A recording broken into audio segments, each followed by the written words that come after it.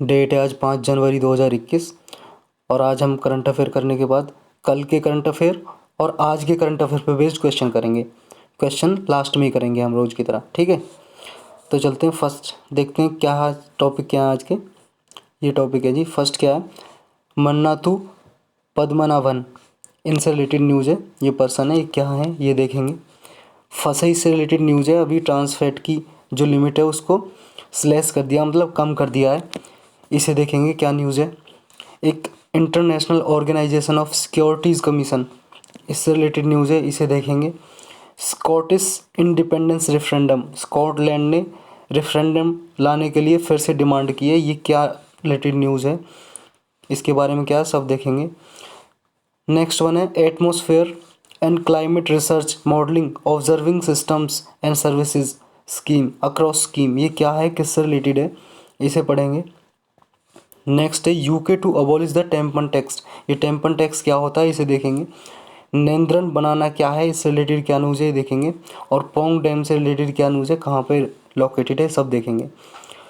तो चलते हैं अपने फर्स्ट टॉपिक पे। फर्स्ट टॉपिक है जी मन्नाथु पद्मनाभन। मन्नाथु पद्मनाभन, ये जी मन्नाथु पद्मनाभन आपके, ये कौन थे, एक सोशल रिफॉर्मर थे। सोशल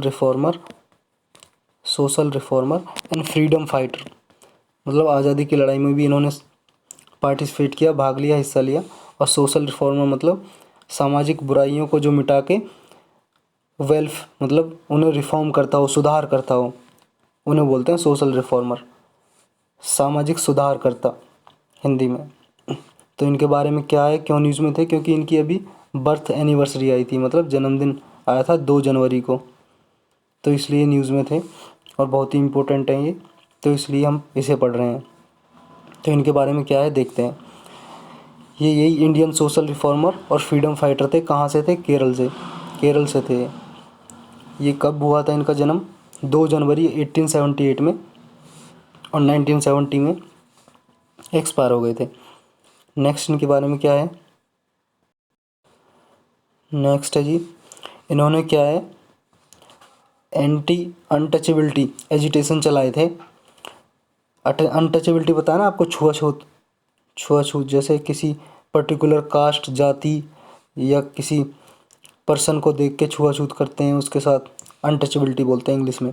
तो एंटी अनटचेबिलिटी मतलब अनटचेबिलिटी के अगेंस्ट इन्होंने, एजिटेशन का मतलब है जी एक तरह से विद्रोह चलाए थे। क्या, क्योंकि पहले क्या है कि कुछ पर्टिकुलर कास्ट के लोगों को टेंपल में, मंदिरों में घुसने नहीं दिया जाता था, तो उनके अगेंस्ट चलाए थे लोगों को, कि ताकि सब ऑल कास्ट के लोगों को मंदिरों में आने जाने की आज़ादी हो।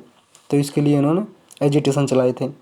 और इन्होंने एक वाईकॉम सत्याग्रह हुआ था 1924 में, इससे रिलेटेड सारे एग्ज़ाम में आपके क्वेश्चन पूछे जाते हैं, चाहे बिहार पीसीएस हो, चाहे यूपी पीसीएस हो, चाहे आपका एमपी पीसीएस हो, चाहे आपका यूके पीसीएस हो, हरियाणा पीसीएस हो, आरएएस हो राजस्थान वाला, उड़ीसा पीसीएस हो, वेस्ट बंगाल का हो, किसी का भी हो, चाहे यूपीएससी हो, यूपीएससी भी क्वेश्चन पूछ चुका है हर क्वेश्चन में, चाहे कोई छोटे एग्जाम भी हो तो वो भी, ये बहुत इंपॉर्टेंट है। वाईकॉम सत्याग्रह 1924 में हुआ था, केरल में हुआ था। ये भी किसके लिए, अगेंस्ट अनटचेबिलिटी मतलब छुआछूत को मिटाने के लिए, और कास्ट डिस्क्रिमिनेशन, जो जाति में जाति के आधार पे भेदभाव होता है ना जी, डिस्क्रिमिनेशन का मतलब होता है भेदभाव करना। तो कास्ट डिस्क्रिमिनेशन और अनटचेबिलिटी के अगेंस्ट ये वाईकॉम सत्याग्रह हुआ था। इन्होंने जो पद्मनाभन है, इन्होंने इसमें भी पार्टिसिपेट किया था वाईकॉम सत्याग्रह में 1924 में, जो केरल में हुआ था। नेक्स्ट क्या जी, इन्होंने एक नायर सर्विस सोसाइटी बनाई थी, नायर सर्विस सोसाइटी। नायर जी कम्युनिटी है, मतलब एक जाति है, कहाँ पे, केरल में। तो उनकी, वो उन कम्युनिटी के वेलफेयर के लिए, वेलफेयर मतलब भलाई के लिए, उनका मतलब सुधार करने के लिए, उनका प्रमोट करने के लिए ये सोसाइटी बनाई थी एक उन्होंने 1914 में, 1914 में केरल में, नायर सर्विस को सोसाइटी। तो स्टेटमेंट में ऐसा ही आ सकता है कि दे दे कि नायर सर्विस सोसाइटी किसने बनाई थी। तो क्वेश्चन क्या होगा जी आपका, पद्मनाभन, समझे। अब इनके बारे में इतना ही था, चलते हैं नेक्स्ट न्यूज़ पे। नेक्स्ट है जी फसई से रिलेटेड न्यूज़ है, फसई। ये जी FSSAI slashes limit for trans fat levels in food. Slashes का मतलब होता है जी कम करना, रिड्यूस लिमिट, ट्रांस फैट की लिमिट को रिड्यूस कर दिया है फसई ने। ट्रांस फैट क्या होता है मैं बाद में बताऊंगा, और वैसे आपको पता ही होगा फैट आ रहा है इसमें, मतलब फैट से रिलेटेड है, चर्बी। ट्रांस फैट सब में पाई जाती है, जो आप फूड खाते हो ना, कोई भी भोजन, उसमें भी। तो क्या है पूरा डिटेल में मैं बताऊंगा लास्ट में। पहले न्यूज़ क्या है ये देखते हैं। फसई क्या है, पहले तो फसई देखो। फसई है जी food safety and standards authority of India. ये एक अथॉरिटी है जो जो भी आप फूड खाते हो ना बाहर से, कहीं पैकेट फूड या आपके घरों में कहीं कोई भी फूड, तो क्या कोई भी ड्रिंकिंग जो वस्तु होती है ना पीने योग्य, तो खाने योग्य पीने मतलब फूड और ड्रिंकिंग जो वस्तुएं होती हैं उनका जो रेगुलेशन है, रूल्स रेगुलेशन, ये बॉडी है निर्धारित करती है हमारी कंट्री में, food safety and standard authority of India. समझ रहे हो कि फूड में कितनी मात्रा किसकी होनी चाहिए, ये डिसाइड करेगी कौन, ये फसई। समझ रहे। तो इसने क्या किया है अभी, ट्रांस फैट की लिमिट को, पहले क्या था कि आपकी जो फूड खाते हो ना कहीं से बाहर से, मान लो आप बर्गर खा रहे हो या कुछ खा रहे हो, तो उसमें लिमिट थी कि जो भी कंपनी बना रही है इन चीज़ों को, 5% से ज़्यादा ना ट्रांस फैट नहीं होनी चाहिए उसमें। जैसे आपके क्या है, भोजन खाते हो सब कुछ होता है ना, प्रोटीन होता है, कार्बोहाइड्रेट होता है, और मिनरल्स होते हैं, विटामिन्स होते हैं, ऐसी फैट होता है, ट्रांस फैट होता है। तो उसकी लिमिट जो परमिसिबल लिमिट थी ना निर्धारित, ये 5% थी पहले, ये 5% से ज़्यादा ट्रांस फैट नहीं होनी चाहिए। लेकिन अभी क्या है, फसई ने वो लिमिट रिड्यूस कर दी है। उसने कहा है कि ऑयल और फैट जो है, ट्रांस फैट किस में होती है, ऑयल्स में होती है, तेल में होती है, या फैट्स में ही होती है। तो जो ट्रांस फैटी एसिड है वो 3% से ज़्यादा नहीं होनी चाहिए 2021 तक। ये लिमिट सेट कर दिया फसई ने कि 3% तक 2021 तक करनी है, और 2022 तक 2% तक लानी है ये जो ट्रांस फैट है, कि भोजन में जो आपका फूड है उसमें 2% से ज़्यादा ट्रांस फैट नहीं होनी चाहिए, जो भी कोई कंपनी बना रही है। समझे। ये रेगुलेशन चलाती है, मैंने बताई दिया, ये रेगुलेशन बनाती है, food safety and standard provision restriction on sales regulation, यही। अब जो ये है, जो रेगुलेशन दिए हैं किस किस पे लागू होंगी, किस पे, एक तो जी देखो, एडिबल रिफाइंड ऑयल्स। जो एडिबल का मतलब होता है खाने योग्य, जैसे पोर्टेबल होता है ना, पोर्टेबल पीने योग्य, पोर्टेबल वाटर, एडिबल फूड खाने योग्य, एडिबल रिफाइंड ऑयल्स जो तेल वगैरह होते हैं, रिफाइंड तेल्स, जो उन पे भी ये लागू होगी रेगुलेशन। वनस्पति जो पार्शली हाइड्रोजनेटेड ऑयल्स होते हैं, वनस्पति ऑयल्स, या मार्जारिन। मार्जारिन क्या होता है जी, मार्जारिन बटर को ही बोलते हैं जी, बटर का एक प्रकार है, बटर मक्खन जानते हो ना आप। ये अंग्रेज़ लोग कुछ भी नाम दे देते हैं अलग अलग छोटी छोटी चीज़ के लिए। Margarine, bakery bakery soft drinks, other mediums of cooking such as vegetable fat spreads and mixed fat spread. तो इन सब में लागू होंगी ये रेगुलेशंस। इसकी ज़रूरत क्या पड़ी, ज़रूरत इसलिए पड़ी जी रेगुलेशन की, क्योंकि जो ट्रांस फैट है ना, ये रिस्क बढ़ा देती है हार्ट अटैक का, और इस हार्ट अटैक से बहुत ज़्यादा डिसीज़ हो जाती हैं हर साल, पर ईयर बहुत ज़्यादा मौत, डेथ सिर्फ हार्ट अटैक की वजह से हो जाती हैं। तो इसलिए इसकी रेगुलेशन की ज़रूरत पड़ी। हार्ट अटैक की डेथ कितनी होती है, एक WHO ने सर्वे में बताया। WHO पता ना, world health organisation, united nation की एक एजेंसी है जो पूरे वर्ल्ड वाइड हेल्थ की रेगुलेशन देती है ये। समझ रहे हो। तो ये इसने सर्वे में बताया कि लगभग 5,40,000 डेथ सिर्फ ट्रांस फैट की वजह से हो जाती है। ट्रांस फैटी एसिड होते हैं जो भोजन में, फूड में आपके, उनकी वजह से सिर्फ ये 5.4 लाख डेथ तो पर ईयर इतनी हो जाती हैं। और WHO ने कहा है, सेट किया है क्राइटेरिया कि 2023 तक इस जो ट्रांस फैट है इसको बिल्कुल एलिमिनेट कर देना है, फूड से बिल्कुल हटा देना है, कि फूड में ट्रांस फैट होगी नहीं। समझो, जो कोई भी फूड बनाए कंपनी कुछ भी, तो उसमें ट्रांस फैट होनी नहीं चाहिए। 2030 तक इसे एलिमिनेट कर देना है। ये टारगेट आपको याद ज़रूर रखना है, चाहे कुछ याद हो ना हो, कि WHO का टारगेट कब तक का ट्रांस फैट को हटाने का भोजन से, ग्लोबल पूरे वर्ल्ड वाइड। समझ रहे हो, इंडिया की बात नहीं हो रही, पूरे ग्लोबल की बात हो रही है। 2023 तक, 2023 तक ये टारगेट ट्रांस फैट को एलिमिनेट करना है। एलिमिनेट का मतलब बिल्कुल ख़त्म। अब ट्रांस फैट होती क्या है देखते हैं। ट्रांस फैट होती हैं जी, ट्रांस फैट हाँ समझो आप। एक तो जी ये हार्मफुल होती हैं, मतलब नुकसानदायक होती हैं खाने के लिए। होता क्या है, ये ना आर्टिफिशियली मतलब मैन मेड, आर्टिफिशियली, और दूसरा आपका नेचुरली भी मिलती हैं ट्रांस फैट। कैसे मिलती हैं, और एक बात याद रखनी, ये आर्टिफिशियली ज़्यादा प्रोड्यूस होती हैं, मैन मेड। देखो यहाँ पे ये स्टेटमेंट जरूर याद रखनी है आपको। देखो, these fats are largely produced artificially, largely मतलब सबसे ज़्यादा पैदा आर्टिफिशियली होती हैं, but a small amount also occur naturally, small amount में नेचुरली। ये स्टेटमेंट आपको ना ये रिवर्स करके पूछ सकता है, कह देंगे these fats are largely produced naturally but a small amount also occur artificially. तो ये चीज़ें ना, ये चीज़ें आपको प्रीलिम्स के लिए याद रखनी है। Thus in our diet these may be present as artificial और नेचुरल ट्रांस फैट एसिड। तो दोनों तरह होता है ये, आर्टिफिशियल भी नेचुरल भी। कैसे होता है, ये होता है जी, जब क्या है, आप मान लो किसी घी को गर्म करती हो, बटर को गर्म करते हो, या फिर आप मान लो तेल को गर्म करते हो, तो क्या होता है, आपने देखा होगा ना, आपने समोसे तो खाए होंगे कभी, हैं, समोसे।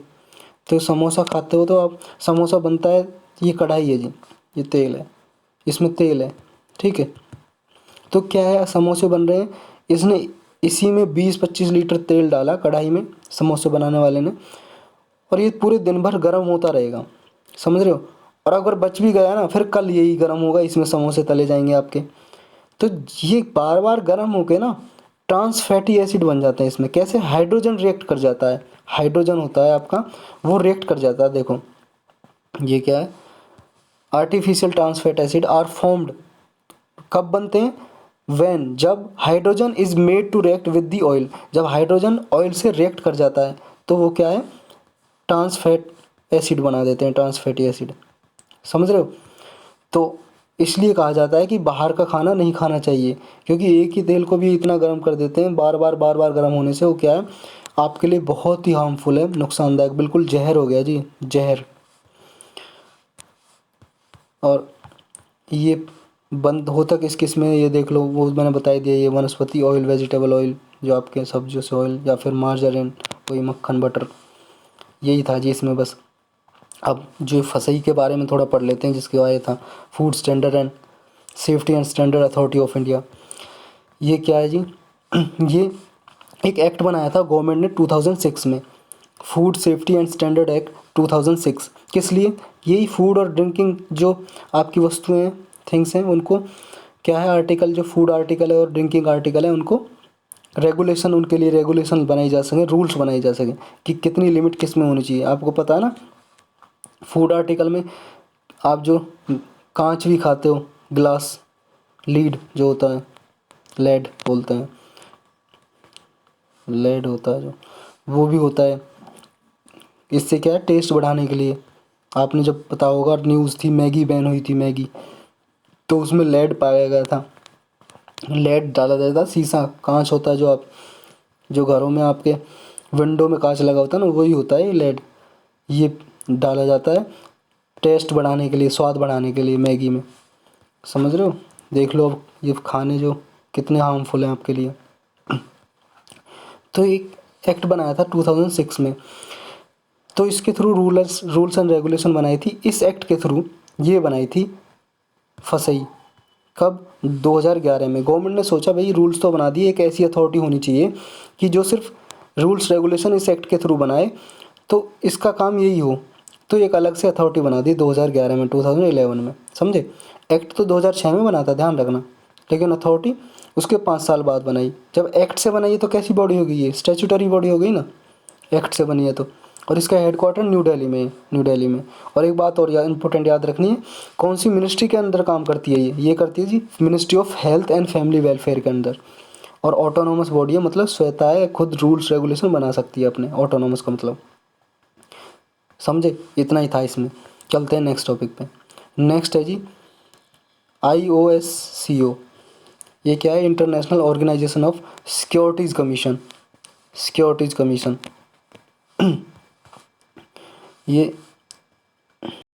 अभी न्यूज़ में इसलिए थी क्योंकि जो international financial service centre authority है ना अपनी कंट्री की, उसको एसोसिएट मेंबरशिप मिल गई है इसकी, इसका एसोसिएट मेंबर बन गया है ये अथॉरिटी, किसका, international organisation of security commission. ये है क्या, इसके बारे में डिटेल से जानेंगे।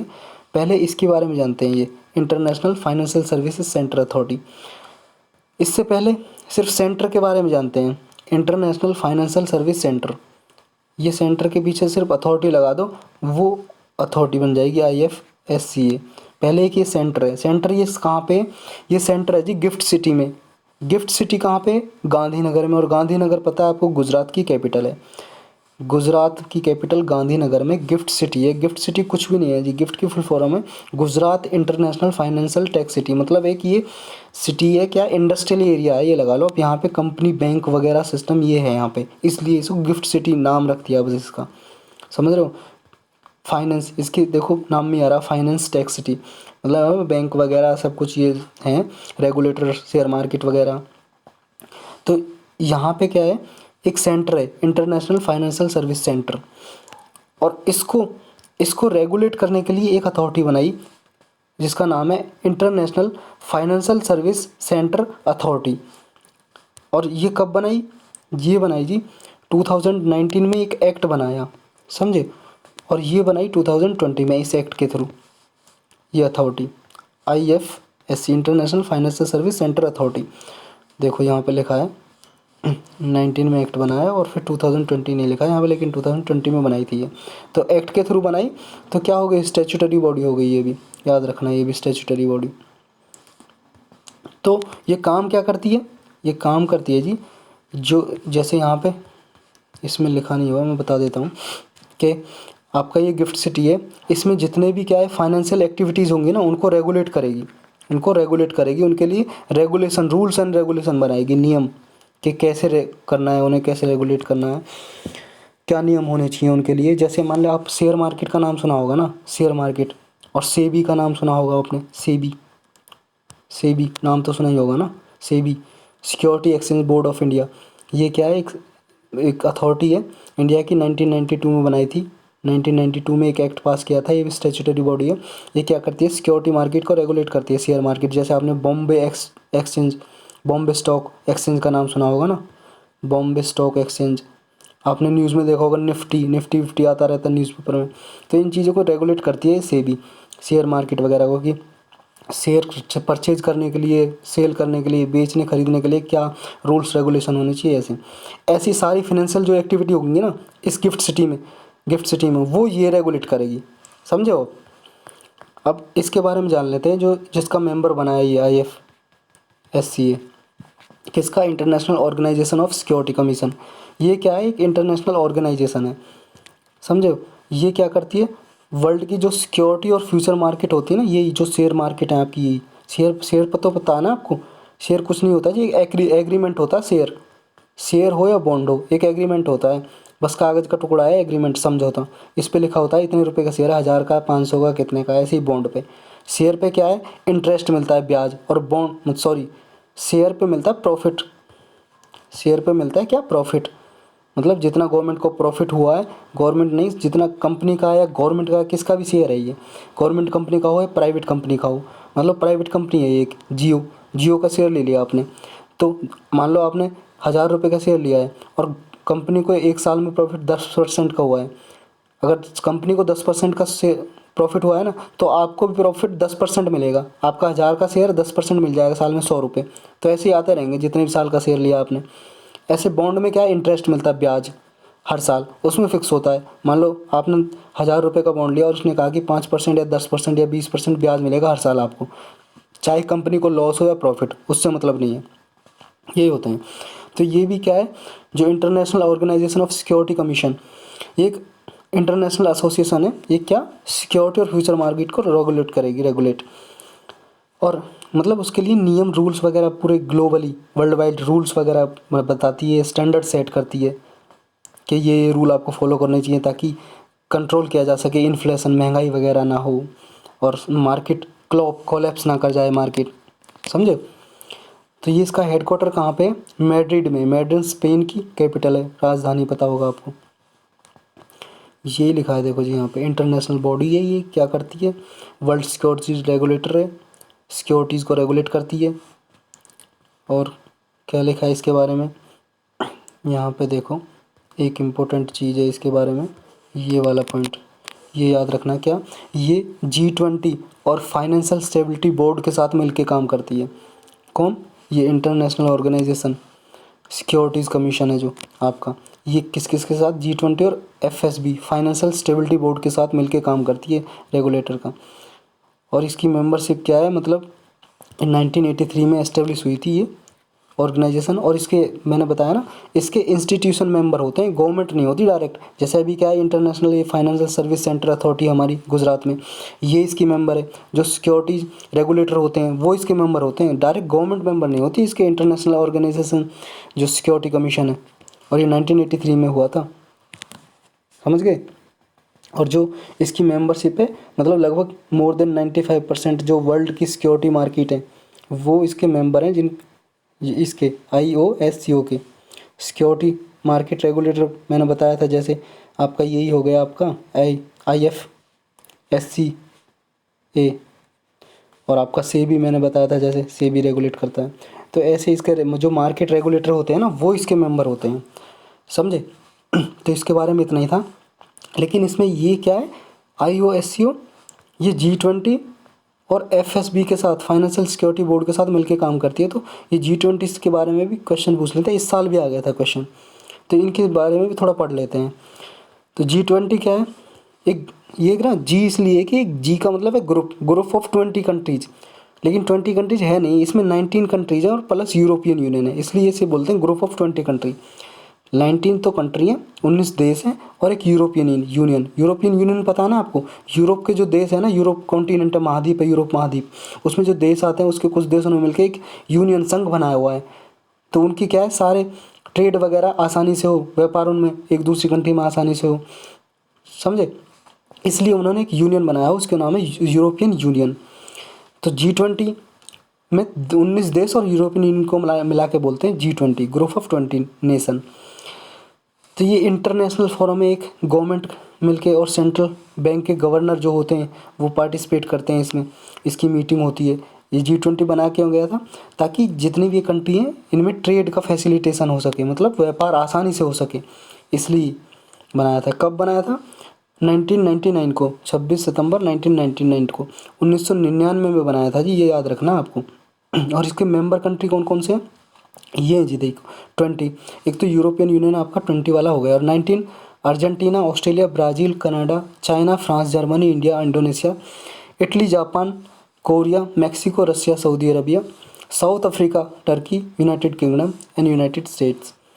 क्या कह रहे हो, ये तो याद ही नहीं हुए और ऐसे क्यों बता रहे हो, इतने मेंबर कोई पूछता है कि जी बिल्कुल हाँ पूछता है। यूपीएससी का क्वेश्चन उठा कर देखो आप, क्वेश्चन पेपर 2019 का 20 का ही उठा कर देखो आप, उसमें डायरेक्ट पूछ लिया क्या कि G20 के मेंबर बताइए इनमें से कौन से नहीं है। 4 ऑप्शन दिए थे और 4 दिए थे कंट्री, आपको बताने थे कौन सा इनमें मेंबर हैं चारों, तो बताइए। और तो इसलिए याद करना ज़रूरी है आपके लिए। अब मेंबर याद नहीं हो तो याद कराना मेरा काम है, ये देखो अभी कराता हूँ। ये देखो पहले मैप देखो आप, मैप देखो जी, ये एशिया का मैप है, पता है आपको एशिया में कौन कौन सी कंट्री, ये याद रखना आपको। नीचे से चलो, ऑस्ट्रेलिया, इंडोनेशिया, इंडिया, चाइना और रसिया। 5 याद हो गए ना आपको, क्योंकि ऑस्ट्रेलिया इंडिया दोनों पास पास है, इंडिया चाइना रसिया तीनों पास पास है, 5 हो गए। अब अफ्रीका में सिर्फ एक कंट्री है, अफ्रीका कॉन्टिनेंट में सिर्फ साउथ अफ्रीका, ये समझे, 6 हो गए। अब चलते हैं अपने वेस्ट एशिया में।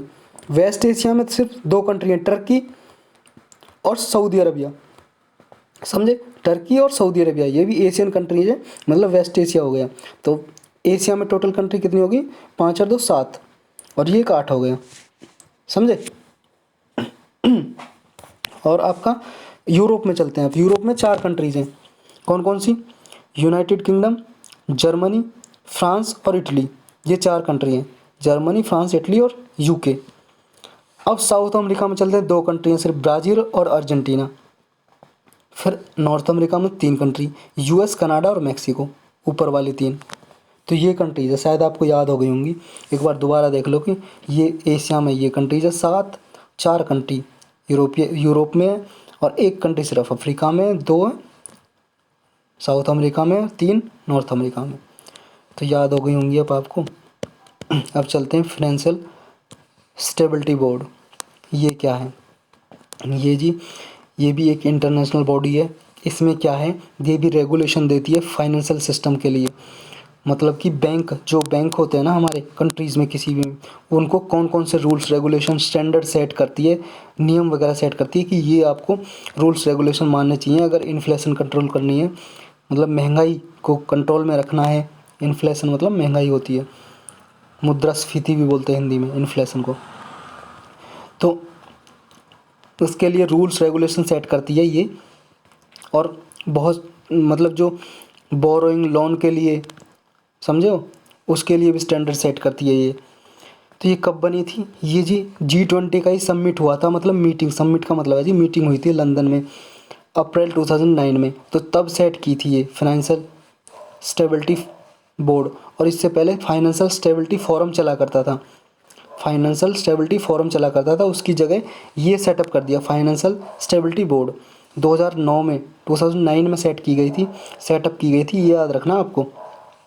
G20 की मीटिंग हुई थी, उसी में सेट की थी ये। और अब अलग ऑर्गेनाइजेशन है ये, इंटरनेशनल बॉडी, जिसमें जो सेंट्रल बैंक होते हैं ना, वो इसमें पार्टिसिपेट करते हैं। मतलब गवर्नर होते हैं, जैसा हमारा सेंट्रल बैंक कौन सा, RBI, उसके लिए ये रूल्स वगैरह रेगुलेशन, इसके रूल्स वगैरह मानते हैं। और इसका हेडक्वार्टर है बेसल में, बेसल स्विट्जरलैंड में। और बेसल के नाम से ही इसके रेगुलेशन है। बेसल आपने सुना होगा, इकोनॉमी अगर पढ़ी है तो आपने बेसल 1, बेसल 2, बेसल 3 नॉर्म्स का मतलब नियम। ये नियम बनाती है, उनके नाम है बेसल 1, बेसल 2, बेसल 3। अब इसके मेंबर कौन कौन से हैं? इसके मेंबर याद करना बहुत ही आसान है। अगर आपको G20 के मेंबर याद हो गए ना, तो G20 के मेंबर प्लस ये 4 मेंबर और हैं इसके। मतलब G20 के जितने भी मेंबर हैं, यूरोपियन यूनियन को छोड़ दो, और ये आपके 4 मेंबर और हैं, समझे? एक सेकंड। इसके मेंबर कौन कौन से, मतलब G20 जितने भी मेंबर हैं, यूरोपियन यूनियन को मतलब इंक्लूड करके मिला के सबको 20 मेंबर तो G20 के हो गए। और इसके मेंबर कितने हो गए फिर? 4 और हो गए, 24 हो गए ना टोटल, 24। तो हांगकांग, नीदरलैंड्स, सिंगापुर, स्विट्ज़रलैंड, ये 4 और हैं जी। समझ आया? G20 को मिला के G20 के मेंबर आपको याद हो गए थे मैप पे। अब ये और देख लो, हांगकांग, नीदरलैंड, सिंगापुर और स्विट्ज़रलैंड, ये 4 मेंबर और हैं। तो ये था इससे रिलेटेड। चलते हैं नेक्स्ट न्यूज़ पे। नेक्स्ट है जी स्कॉटिश इंडिपेंडेंस रेफरेंडम। अभी स्कॉटलैंड क्या है, जो यूनाइटेड किंगडम है ना, उसी का पार्ट है स्कॉटलैंड। तो उसने रेफरेंडम की डिमांड की है कि अपनी इंडिपेंडेंस के लिए, आज़ादी के लिए। तो ये क्या रिलेटेड न्यूज़ है ये सब जानेंगे। पहले आप ये स्कॉटलैंड देखो कहाँ पे, ये देखो जी, ये वर्ल्ड मैप है और ये आपका यूनाइटेड किंगडम है, यहाँ पे स्कॉटलैंड है। थोड़ा बड़े कम देखो आप, ये देखो, ये जी स्कॉटलैंड, ये पूरा यूनाइटेड किंगडम है, ये यूनाइटेड किंगडम, समझे? और इस मैप में देखो आप, ये जी पूरा यूनाइटेड किंगडम के कौन कौन से पार्ट हैं। उससे पहले आप समझो ग्रेट ब्रिटेन में आते हैं जी ये 3 कंट्री को बुला के बोलते हैं। ग्रेट ब्रिटेन जो देश है, कंट्री है, उन 3 कंट्री को मिला के बोलते हैं स्कॉटलैंड, वेल्स और इंग्लैंड। ये 3 कंट्री को मिला के क्या बोलते हैं? Great Britain. और अगर ग्रेट ब्रिटेन प्लस ये नॉर्दर्न आयरलैंड हो जाए, नॉर्दर्न आयरलैंड को मिला के बोलते हैं यूनाइटेड किंगडम, समझे? ये याद होना चाहिए आपको। ग्रेट ब्रिटेन किन को बोलते हैं? ये 3 कंट्री को मिला के, और यूनाइटेड किंगडम 4 को। अब न्यूज़ क्या है ये देखते हैं। उससे पहले आपको रेफरेंडम पता होना चाहिए, पहले रेफरेंडम बताएंगे पहले आपको। इसके लिए अलग पेज ही ले लेते हैं जी एक। ये देखो रेफरेंडम, समझो आप रेफरेंडम। पहले उससे पहले समझो जी, एक डेमोक्रेसी क्या है। डेमोक्रेसी पढ़ा होगा ना आपने, लोकतंत्र। डेमोक्रेसी 2 तरह की होती है, एक तो डायरेक्ट और एक होती है जी इनडायरेक्ट डेमोक्रेसी। इनडायरेक्ट डेमोक्रेसी हमारी कौन सी डेमोक्रेसी है हमारे कंट्री में? Indirect democracy. कैसे? जब PM के इलेक्शन होते हैं जी, क्या हम डायरेक्ट PM के लिए वोट करते हैं? क्या क्या हम जब इलेक्शन होता है लोकसभा का, डायरेक्ट पीएम को, प्रधानमंत्री को वोट देते हैं क्या? बिल्कुल नहीं। हम एमपी को वोट देते हैं, मेंबर ऑफ पार्लियामेंट। और उसकी जब ये एमपी को वोट, एमपी चुन जाते हैं, इलेक्ट हो जाते हैं, इनका चयन हो जाता है, तो ये एमपी फिर चूज करते हैं प्राइम मिनिस्टर को, किसमें? पार्लियामेंट में बैठ के, लोकसभा में ये बैठते हैं, अपनी सहमति से ये पीएम, कौन पीएम बनेगा ये तय करते हैं। हम तो सिर्फ एमपी इलेक्ट करते हैं, समझे? ये होते हैं जी इनडायरेक्ट डेमोक्रेसी। और डायरेक्ट डेमोक्रेसी में क्या होता है? डायरेक्ट डेमोक्रेसी में जो डायरेक्ट पीपल पीएम के लिए या प्रेसिडेंट के लिए वोट दें डायरेक्ट, समझे? तो ये होती है डायरेक्ट। अब जो ये डायरेक्ट डेमोक्रेसी में ना कुछ इंस्ट्रूमेंट होते हैं, कौन कौन से? आपके एक तो हो गया प्लेबिसाइट, एक होता है जी आपका रिकॉल, एक होता है जी आपका इनिशिएटिव, एक होता है जी आपका रेफरेंडम। REFERENDUM,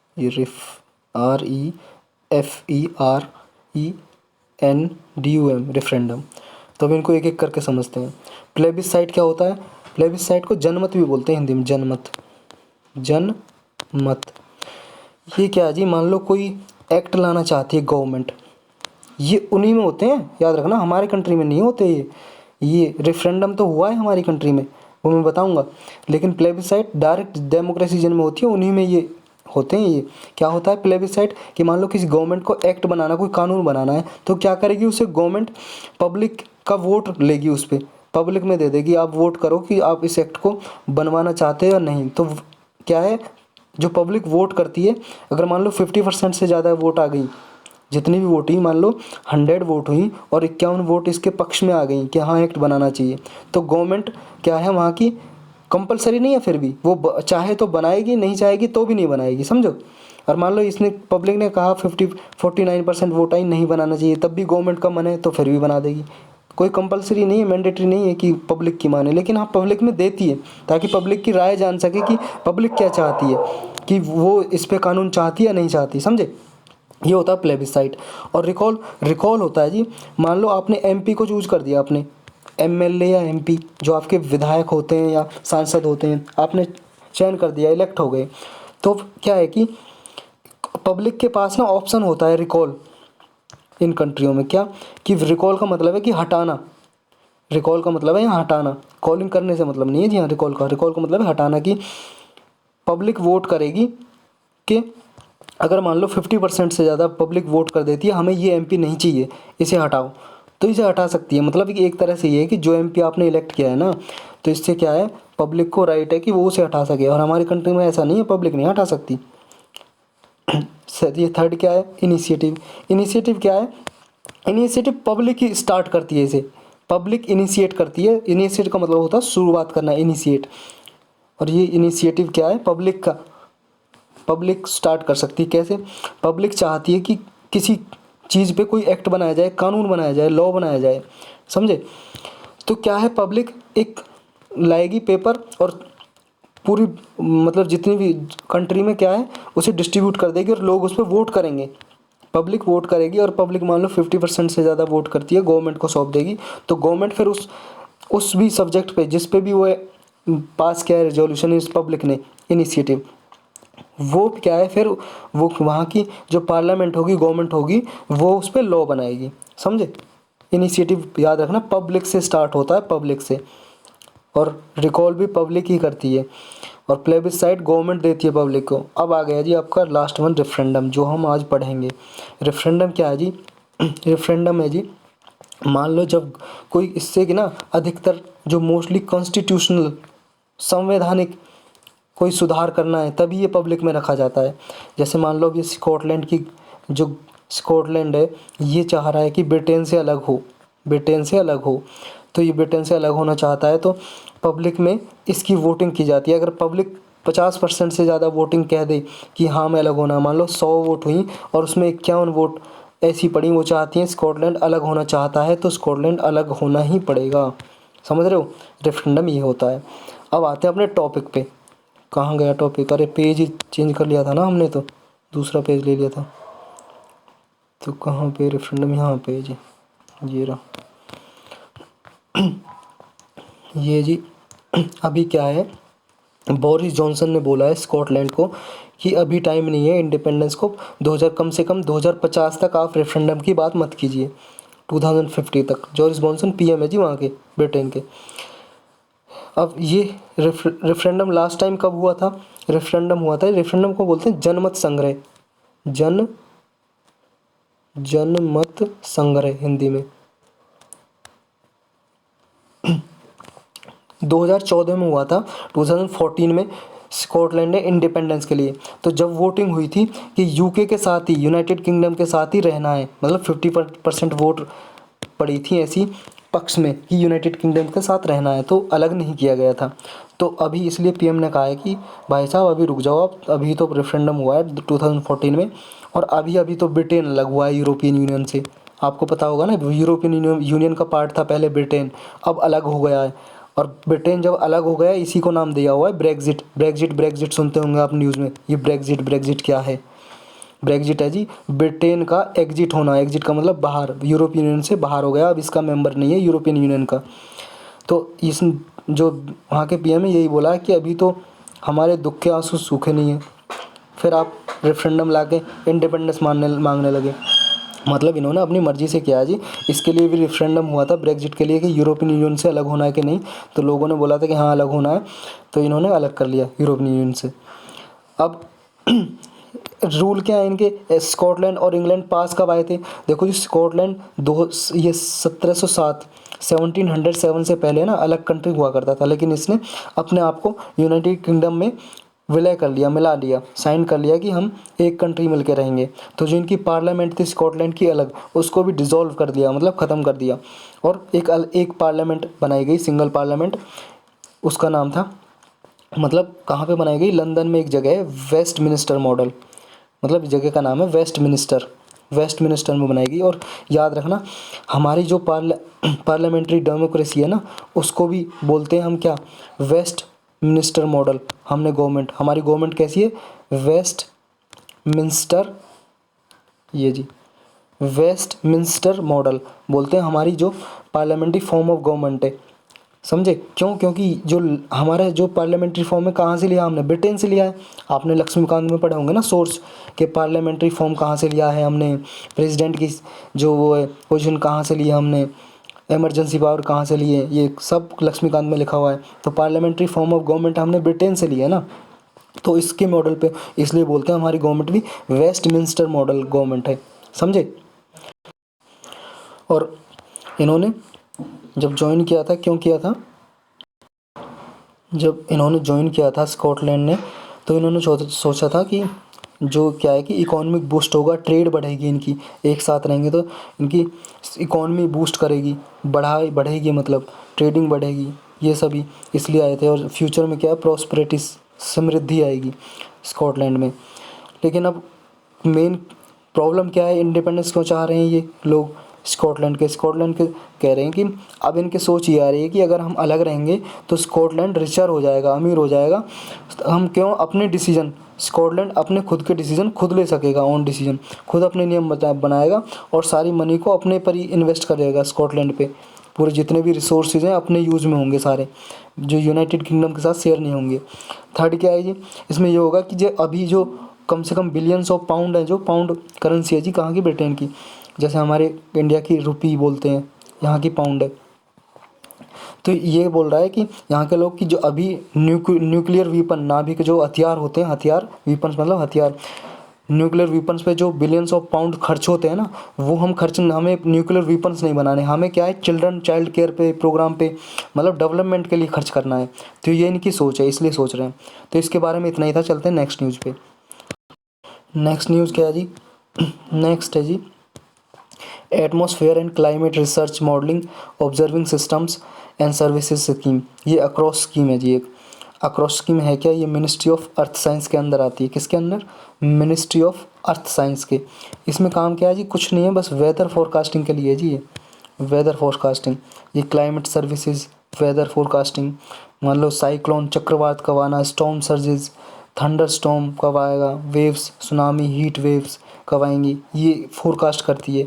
बस उससे रिलेटेड है ये, बस ये जानना आपको आ गई इसमें कि अक्रॉस स्कीम है जो किससे रिलेटेड है, वेदर फोरकास्टिंग से, ये जानना है, ठीक है। और दूसरा कि किसके अंडर आती है, मिनिस्ट्री ऑफ अर्थ साइंस के अंदर, मिनिस्ट्री ऑफ अर्थ साइंस के अंदर। बेनिफिट ये है जी, जब फोरकास्ट मान लो पहले भविष्यवाणी कर दी कि अब बारिश होगी, साइक्लोन आएगा, हीट वेव्स आएंगी, तो क्या है, इससे बचा जा सकता है, प्रिजर्व किया जा सकता है। इसमें क्या है कि अक्रॉस में जो स्कीम है, टेक्निकल स्टाफ और साइंटिफिक स्टाफ दोनों काम करते हैं मिलके एडमिनिस्ट्रेटिव सपोर्ट के साथ, और इससे एम्प्लॉयमेंट भी जनरेट होती है। तो ये है इसमें है अक्रॉस स्कीम में, और कुछ भी नहीं है, ये लिखा है इसमें जो मैंने बताया। चलते हैं नेक्स्ट टॉपिक पे। नेक्स्ट है जी UK to abolish the tampon tax. ये टेम्पन टैक्स क्या होता है जी, अभी यूके ने, यूनाइटेड किंगडम ने तो इस टेम्पन टैक्स को अबॉलिश कर दिया। अबॉलिश का मतलब होता है जी एलिमिनेट करना, एलिमिनेट का मतलब ख़त्म कर देना, बिल्कुल रिमूव, हटा देना। 5% टैक्स था ये सैनिटरी प्रोडक्ट्स पे, जो महिलाओं के सैनिटरी प्रोडक्ट्स होते हैं ना, पैड वगैरह जो यूज़ करती हैं, उन पे टैक्स था। तो टेम्पन किससे रिलेटेड है ये याद रखना बस आपको, पैड वगैरह पे जो टैक्स लगता है उससे रिलेटेड है, ये याद रखना। और यूके ने अबॉलिश कर दिया, पहले और भी कंट्री इसको अबॉलिश कर चुकी हैं, हमारे इंडिया में भी इस पे टैक्स हटा दिया अभी गवर्नमेंट ने कुछ महीने पहले, और ऑस्ट्रेलिया कनाडा भी हटा चुकी हैं।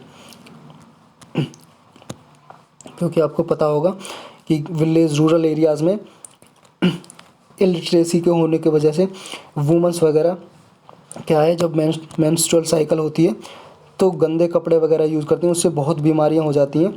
तो इसकी वजह से गवर्नमेंट ने कहा है ये टैक्स हटाया जाए, और कहीं कहीं फ्री ऑफ कॉस्ट दिया जाता है, ताकि हेल्दी हाइजेनिक कंडीशन क्रिएट की जा सके, उनका स्वास्थ्य, वुमेन का स्वास्थ्य सही रह सके। तो इसमें इतना ही था। चलते हैं नेक्स्ट पे। नेक्स्ट है जी, नेक्स्ट है नेंद्रन बनाना। नेंद्रन बनाना क्या है, केलाई की वैरायटी है जी, देखो ये केलाई है बनाना, इसका नाम है नेंद्रन बनाना। ये कहाँ से है, केरल से जी ये बना। इसका दूसरा नाम भी है जी पूरा चांगली कोडन, नेंद्रन बनाना, और सिंपली इसे चांगली कोडन भी बोलते हैं। बनाना की वैरायटी है, कहाँ पे, केरल में, थिरसूर डिस्ट्रिक्ट में ये उगाई जाती है ये केला की। और जो भरतपुजा रिवर है ना, उसके बैंक मतलब वहाँ पे साइड में उगाई जाती है ये केला की वैरायटी, और ये यूनिक क्वालिटी है। तो इसे ना जीआई टैग भी मिल चुका है, ज्योग्राफिकल इंडिकेशन टैग। कहाँ से, ज्योग्राफिकल इंडिकेशन रजिस्ट्री चेन्नई, मतलब एक ऑफिस है जी चेन्नई में, जीआईआर का, ज्योग्राफिकल इंडिकेशन रजिस्ट्री। तो उसने इसे क्या दे दिया है, टैग, जीआई टैग दे दिया है। और ये जीआई टैग क्या होता है, जीआई टैग जानेंगे हम। जीआई टैग होता है जी, एक एक्ट बनाया है गवर्नमेंट ने 1999 में, 1999 में, नाम था geographical indication of goods registration and protection act.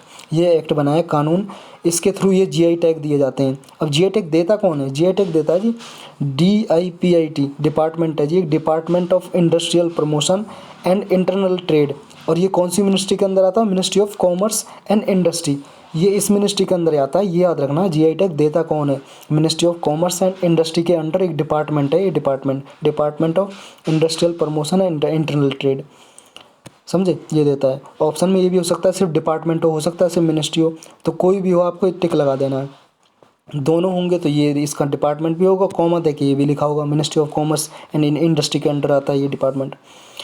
अब जीआई टैग एक बार मिल जाता है ना, तो 10 साल के लिए मिलता है ये, 10 ईयर के लिए, कितना, 10 ईयर्स के लिए मिलता है। और इसे रिन्यू भी किया जा सकता है दोबारा आगे, टाइम टू टाइम 10 साल के लिए और लिया जा सकता है। लेकिन एक बार जीआई टैग मिल गया 10 साल, मतलब फ़ायदा क्या है जी, मान लो जीआई टैग मिल गया आपको बनाना का, नेंद्रन बनाना का, तो नेंद्रन बनाना का मिल गया ना, इस नाम से कोई और केले को नहीं बेच सकता। मान लो आपके यहाँ पे केरल का है, मान लो एमपी में बेचने लगे, एमपी में कह के ये नेंद्रन बनाना है, नाम रख दे अपने केले का, ये नेंद्रन बनाना है, ना ना बिल्कुल नहीं, वो कोई दूसरा नहीं बेच सकता उस नाम से, क्योंकि उसकी क्वालिटी अलग है। ऐसी बहुत सारे प्रोडक्ट को हमारी कंट्री में जीआई टैग मिल चुका है। सबसे पहले जीआई टैग किसको मिला था, सबसे पहले मिला था जी ये दार्जिलिंग टी को। दार्जिलिंग टी है जी वेस्ट बंगाल की, ये सिक्किम है ना, जो सिक्किम के पास जो एरिया है यहाँ पे जी, दार्जिलिंग वेस्ट बंगाल का पार्ट है। दार्जिलिंग टी चाय, दार्जिलिंग की चाय को सबसे पहले मिला था, दार्जिलिंग की टी को, चाय को सबसे फर्स्ट जीआई टैग मिला था, याद रखना आपको। इतना ही था जिसमें चलते हैं नेक्स्ट टॉपिक। नेक्स्ट टॉपिक क्या है जी, पोंग डैम। पोंग डैम से रिलेटेड इसलिए जी, अभी यहाँ कम से कम 1400 माइग्रेटरी बर्ड मतलब पक्षी मर गए थे जी। माइग्रेटरी का मतलब कहीं और से आके एक स्थान से दूसरे स्थान से जो आते हैं उसको बोलते हैं माइग्रेटरी बर्ड। यहाँ पे डेड मिले हैं, मतलब मरे हुए मिले हैं एक साथ, इसलिए न्यूज़ में था पोंग डैम। पोंग डैम कहाँ पे है जी, ये कांगड़ा डिस्ट्रिक्ट में, हिमाचल प्रदेश की कांगड़ा डिस्ट्रिक्ट में। और कौन से रिवर के पास है, ब्यास रिवर, याद रखना है।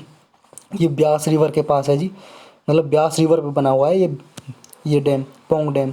इसको ब्यास डैम भी बोलते हैं, याद रखना। ब्यास डैम भी बोलते हैं और पोंग डैम भी बोलते हैं। ब्यास रिवर पे, ब्यास रिवर कहाँ पे, हिमाचल प्रदेश में।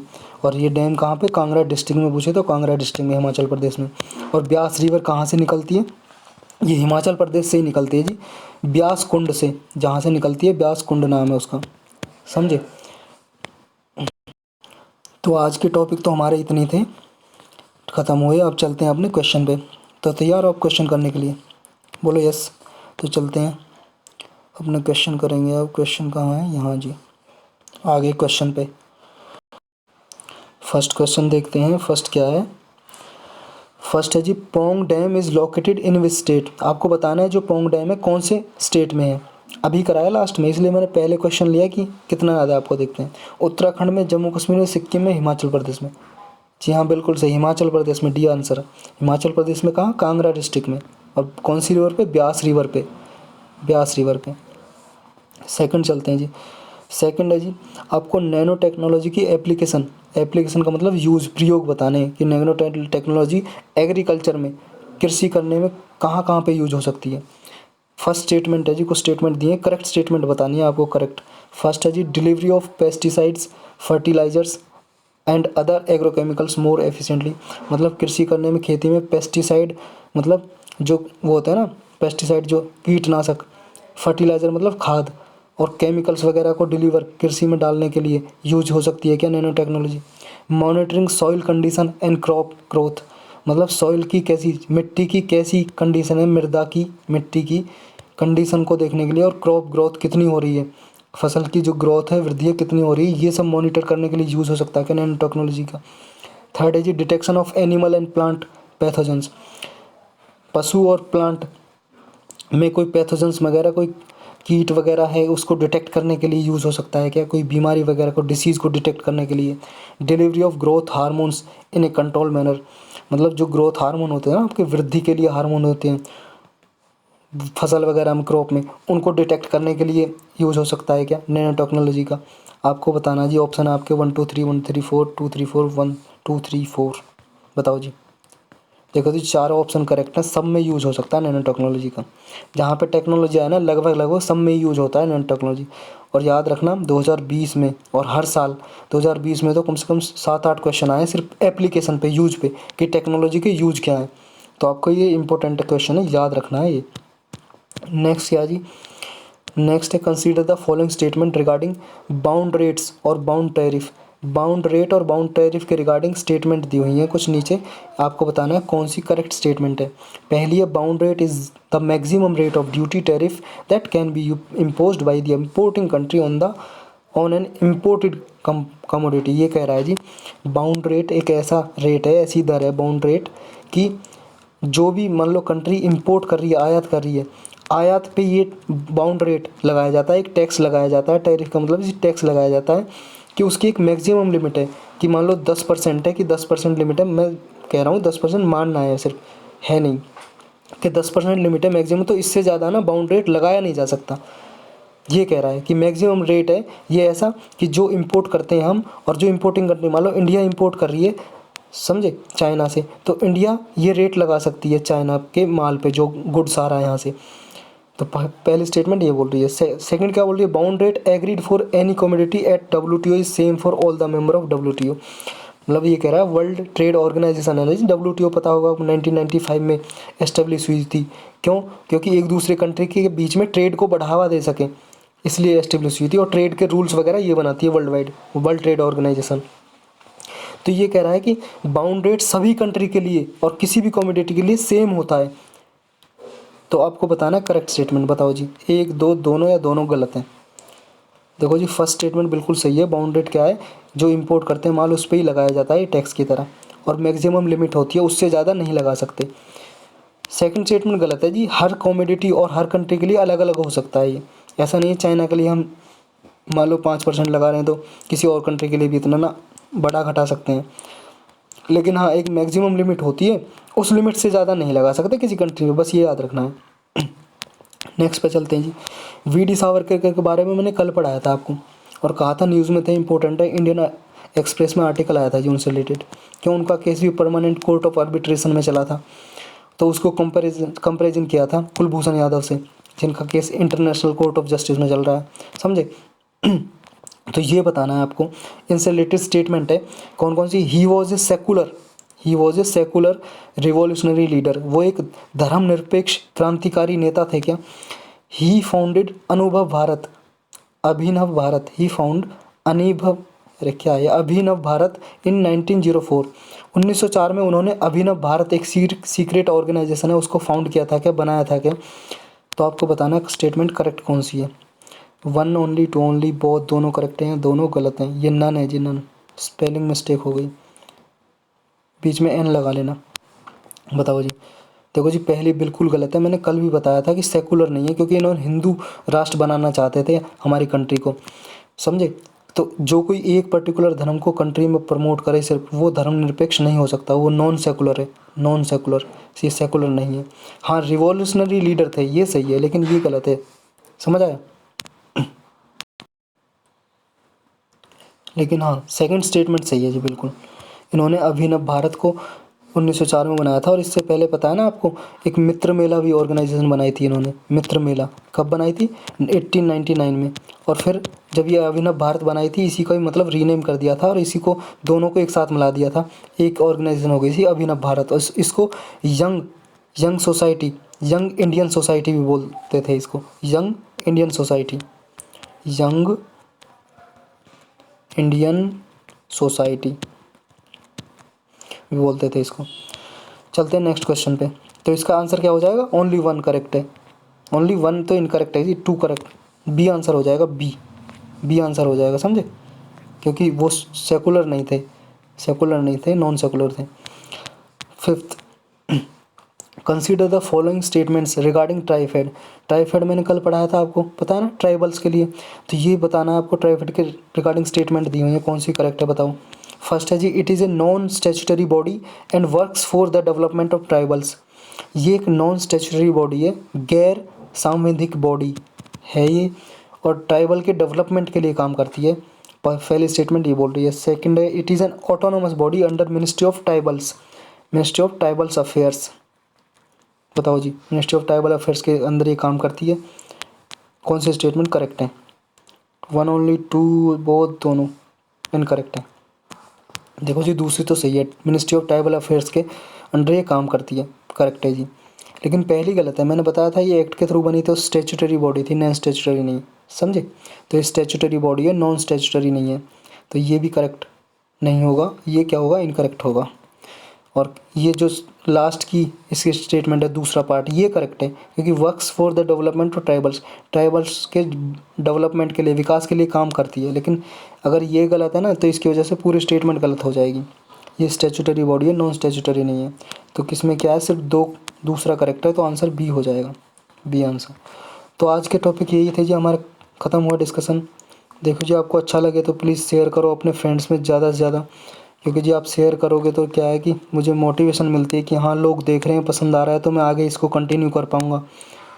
ठीक है जी, तो कल मिलते हैं जी, थैंक्स फॉर वॉचिंग।